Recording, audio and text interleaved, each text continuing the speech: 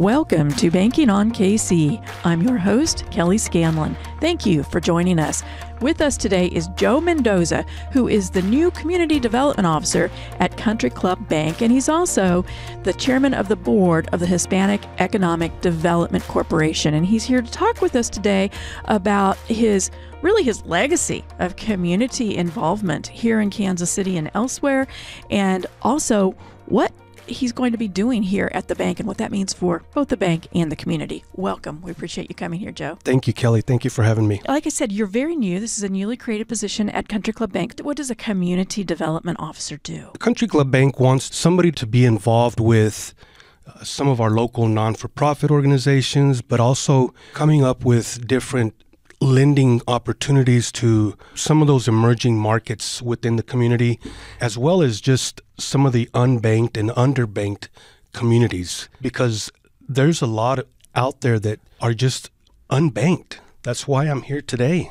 Why did you choose Country Club Bank? Why did you decide at this point in your career that this would be a good move for you? Well, the role, really. I had done something similar with another organization that I was with, and I've always kind of been in lending, but during that time that I was in that role of doing community development, there was a lot of satisfaction. You felt that you accomplished, helping out somebody by being in that role and helping out the community that, again, nobody was really reaching out to or even had the idea of how big that community is. And it was a very fulfilling role. So, at the end of the day, I always went home feeling good about what I did. And I had heard so many great things about Country Club Bank. And as I read more about the position, I thought, you know what? That is right up my alley. Let's talk a little bit about some of the specific things. You gave us a broad overview of what you'll be doing, but let's talk about some of the specific things that you'll be doing. For example, I know there's some programs, literacy programs that you'll be heading up. Can you talk with us about those? Sure, absolutely. So we've come up with a curriculum of financial literacy that we want to go out and present to people in the community that maybe have not had the opportunity to be informed. And ironically, people are reaching out to us asking for it. Word's getting out about it. Yes. You're finding out how big of a need that is in the community. And we're happy to jump on it. And with the help of some of my coworkers, we've come up with these different modules that we're going to be able to present and educate the community on being financially smart. Give us some examples of what you're going to be teaching. We got one for budgeting. We have one for starting up a new business, what it entails on, do you want it to be an LLC, an S Corp, all these different types on saving, on home buying. That's a big one because there are programs that we are discovering right now that offer grant money for down payment assistance. And one of the requirements is that they go through a home buying class. So we're going to be able to offer that as well as offer them the opportunity to have a chance at getting a grant for a down payment on the purchase of a home. It sounds like you have a curriculum that you developed to serve both the individual and the business owner. Correct. It's a mix of both. And is it all under the umbrella of one program, or are these several separate programs? There's several different programs. A lot of these, it's from information that we get that the FDIC provides. And we've tailored it to kind of fit how we want to proceed with the program and the modules that we want to use. But there's a library of information out there. So, if somebody comes to us and says, we'd like for you to teach on this, we know we have that option available for them. Here in October, I'm going to be conducting a series of financial literacy classes at Della Lamb with a lot of their new clients that have never banked. You led me right into my next question. First of all, are you going to be teaching these, or will it be a group of people teaching them? How will that work? Well, I'd love for it to be a group of people. But right now, but right it's you. now it looks like it's just me. But the more associates, the more they start to find out. And the people in our committee, finance makes sense, and that sense with the C, they're going to be helping me out as well. I mean, they're the ones, along with the marketing team, that help put the curriculums together, and I'm going to have some help. I'm going to be doing them on a weekly basis at Della Lamb, this coming October, and it's a time commitment. It's a commitment from the bank as well, but we understand the importance of it. So aside from Della Lamb, do you have plans to collaborate with other organizations to present these classes? Yes. So I've already had a couple of meetings with Catholic Charities of St. Joe, Missouri, with Elevate KC at the Hispanic Economic Development Corporation. Those are some of the organizations that have reached out asking, can you provide us with this because our clients need this? One of the other things that you are involved in outside of the financial literacy classes, you mentioned community outreach and you mentioned Della Lamb, but you're also going to be working with organizations like High Aspirations, El Centro, and others in the community. What will your outreach be like? What will that look like with those organizations? Again, a lot of it revolves around the financial literacy, but you take a look at High Aspirations and what they do, mentoring young men within the inner city. Yeah, we've had them on as a guest before. Yeah. Great organization. I've known Henry for a long time, kind of almost since he started High Aspirations. And, we went out and we did an event for them during Juneteenth. And just seeing that community and them coming and asking about just financial products. The organization GIFT. Yes, GIFT with a period in between each letter. Yes. We went out there and did a financial seminar with them, and questions that they asked, and kind of the moderator of the event was, they've come out to us, come out to here, so they've already broken that barrier that keeps us from just walking into a bank and asking for somebody. They've sent representatives out here. They're telling you, come see me. I had some of the attendees come up to me afterwards and said, it's a breath of fresh air seeing a minority in your position. And as I mentioned to them, I said, you know what? All of us in this room are minorities.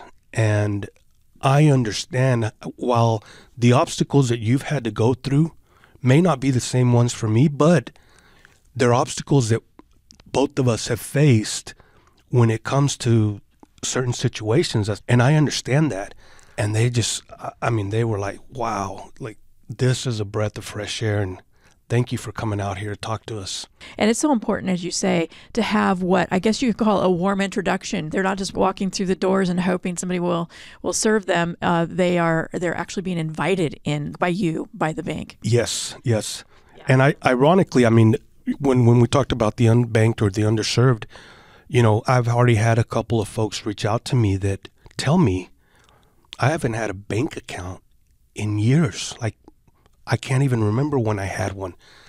And I take it for granted. I've worked at a bank. I have a checking account. I know how it works. But to hear that, I just can't imagine going through life without a checking account, and how important it is. And to hear that from them, and thankfully the bank, we've got a product for them that they can use.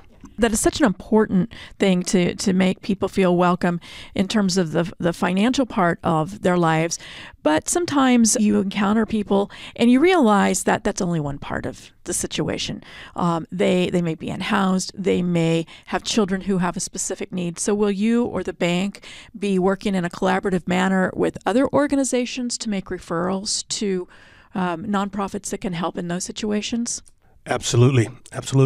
Habitat for Humanity met with our CFO not too long ago, and they have customers that will go to them that don't speak English. Right.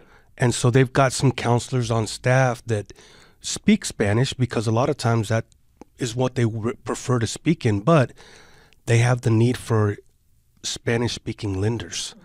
And I've been in lending my entire 24 years, and so I understand the process, and I understand there's a lot of hand-holding with non-English speaking customers. As a son of an immigrant, I can recall at the age of 5 or 6 years old where I was having to go and translate for my parents. You see that need. And my parents didn't have somebody like myself there to help. And I want to be able to pay that forward and be that person that can be there to help that community that doesn't speak English and prefers to talk in Spanish just because it's their native language. Can you talk in a broader sense about how the work that you do in banking the unbankable, teaching the financial literacy courses and so forth, lifts up a community? What kind of results have you seen from that from your previous experience? Yeah, so I'll give you an example. My dad kind of learned through the hard knocks of the importance of having insurance.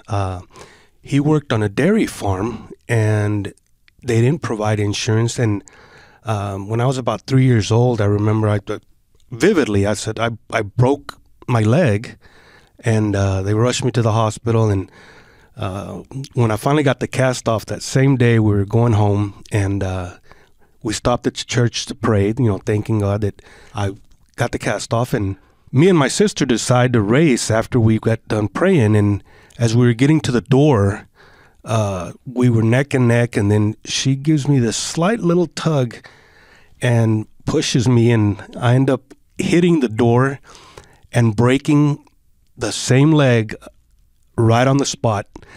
And so they rushed me back to the hospital. And when my dad got the medical, the bill from the hospital, he couldn't believe the cost because there was 8 kids in the family, but they never needed medical attention, or at least we didn't.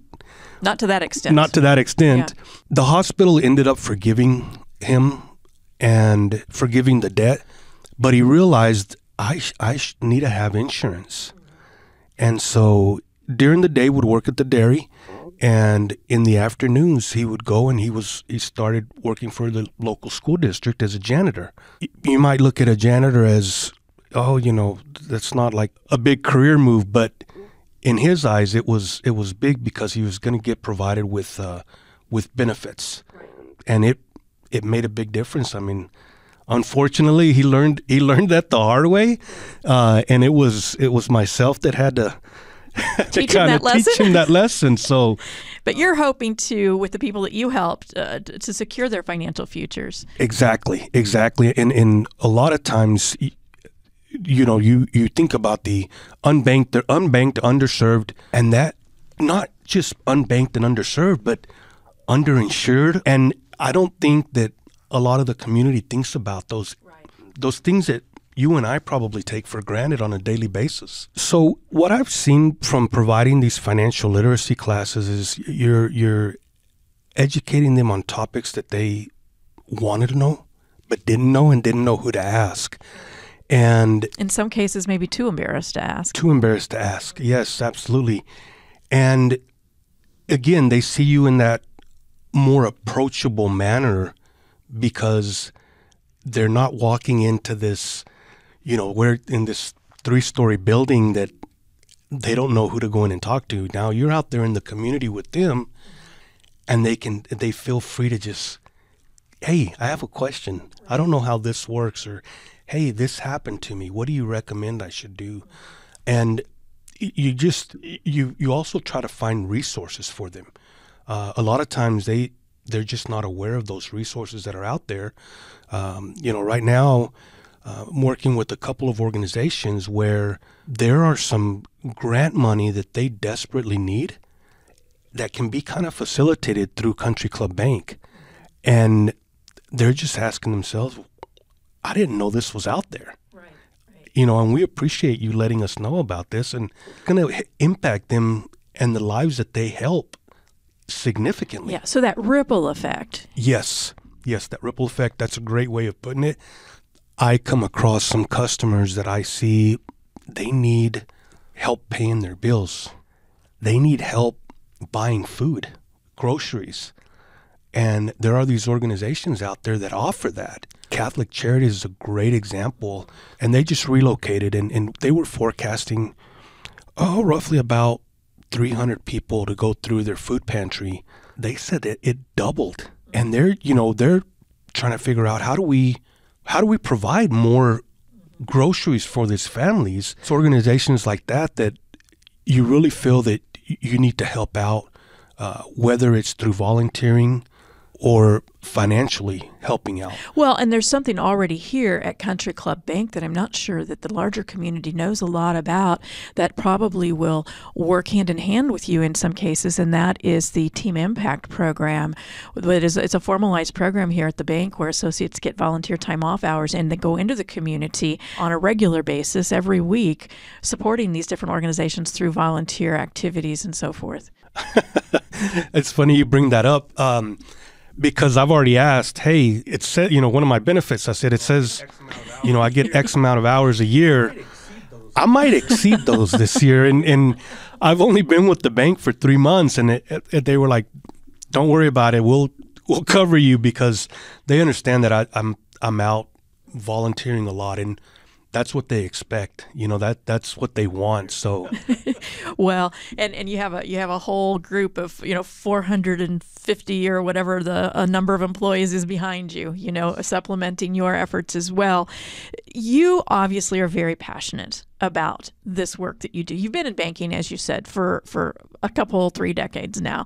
And you've also simultaneously been involved in community outreach. Talk to us about some of the different organizations that you've been involved with, aside from the Hispanic Economic Development Corporation, and what drives you.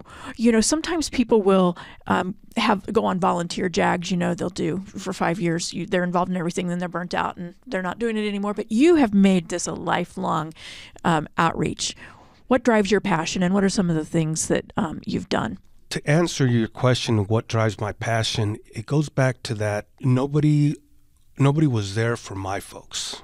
And when I think about some of the struggles that they went through, I don't want to see families go through those struggles. Being involved in organizations like the Hispanic Economic Development Corporation, the Guadalupe Centers, the El Centro, Ondas, and as well as like the Arts Council of Johnson County. I never was really into art, but I believed in their mission of what they wanted to accomplish. It's a gratifying feeling that when at the end of the day you can tell that you made an impact in somebody's life. And so you continued that, and you have worked for organizations that recognize that and encourage it. Yes, that's been one of the most fulfilling things of my career. I got a degree in criminal justice. I wanted to go out and change the world. I wanted to stop seeing people, using drugs. I wanted to make an impact. But graduating college, I was approached by a financial institution, and they said, hey, we need somebody that speaks Spanish. And I was like, but I don't know anything about finance. I don't know. They said, don't worry about it. We just need somebody that can speak Spanish. We'll teach you the rest. And here I am 24 years later in banking, just because of being bilingual. It's helped my career tremendously. What is that they say that, referencing your volunteer work, people who volunteer or give back actually feel like they get more than what they gave? That is very true. That is very true. And I think that's one of the reasons that's what has driven me, is that I give back more than I give. You have received multiple awards and recognition in many categories: leadership, service, your sales production, I assume at the financial institutions that you have been a part of. But you also, and this is the one that I just really love, is the Royals Go Neal Legacy seat. You got to sit in that. You were the VIP for that night. It was a tremendous honor to be nominated for my efforts of working with the Hispanic community. And this happened shortly after we had moved to Kansas City. And I went up to my boss the next day. Okay, I'm just moved to Kansas City. I mean, I'd been here, maybe 4 years. I went up to my boss the next day and I said, hey, I got nominated for this thing at the Royals. And he was like, well, what was it? I said, I don't know. I said, it's like the Buck O'Neill or something. And he's like, do you know who that is? And I said, no, not really. And he's like, you better Google that and find out. And, in reading more and learning more about Buck O'Neill and the efforts that he was putting into the community, trying to improve the kids' lives, it was kind of forthtelling that I was nominated for that because of what I was doing as well. You just think about the tremendous work that he did and the legacy that he left behind. I mean, I'm not trying to say I'm a Buck O'Neill, but those are some big shoes to fill. But it's very rewarding. It was very rewarding and just a great experience. You're very new here, since June, I believe? June, yeah, so just a few months. So if you were to look ahead in the future, 5 years, and from that June day that you first sat down at Country Club Bank, what would you hope to see accomplished? Wow. I would like to see us become the bank of choice from the entire Kansas City community. And I would like to see certain products being made available that I've worked on in the past that I'm bringing also to Country Club Bank. And we've gone through a couple of presentations on these, and the bank, they're on board. And I want to see those launched and us be successful at getting those off the ground and making an impact in the community, helping them out. So this is a really timely interview to have with you, Joe, because Hispanic Heritage Month just launched September 15th. What are your plans? Well, there's so much that goes on during this this time period, and rightly so. It's September 15th is the Independence Day for a lot of Latin American countries. You've got Costa Rica, El Salvador, Guatemala, Honduras, all celebrating their Independence Day. And then Mexico's kicking off on the 16th, Chile the 18th. So it's kind of nice that they've chosen that time period as being celebrated. And so many of the organizations throughout Kansas City, the recognition that they put onto it, they really honored. I mean, the director of the Hispanic Economic Development, was invited to go and sit at the owner's suite at the Chiefs game, honoring, the Hispanic Heritage Month. So come a long way. It used to be only 1 week. It's a month now. President Reagan enacted it to a month back in '88. So you think about where we've come from and where we are today, celebrating an entire month, recognizing the culture and the contributions that we make to the U.S., to the rest of the world here. Can you give us an example? The U.S. Hispanic Chamber of Commerce actually started here in Kansas City. A lot of people don't know that. Yeah. I've been fortunate enough to go to one of their annual events, and you look at the impact that they are making in helping out, the minority businesses. And they're going to be here in a couple of months. Their annual convention is going to be here in Kansas City. Yeah. So I've already been talking about, it's something that I want to attend, and it's a very impactful, and you think about what it's going to do just for all their, companies that they help, but also economically for Kansas City. Yeah. It's going to make a big difference. So when we're thinking about the contributions that the Hispanic market has made, 2021, it was reported that the Hispanic had reached $3.4 trillion in purchasing consumer goods in the U.S.